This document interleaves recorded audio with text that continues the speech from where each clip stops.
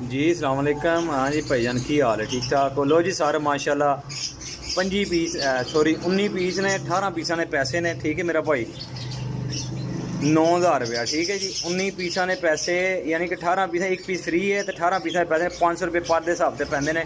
जेह्ड़े भरा नहीं समझ च आ जाणगे ओह् भरा मेरे नाल राबता कर लियो। सब नवे परां च ने कबूतर। ठीक है जी सारे नवे परां च ने सब यंग माशाल्लाह पकड़ते कबूतर ने। 500 रुपये पर 9000 के कबूतर ने 19 पीस ने। ठीक है जी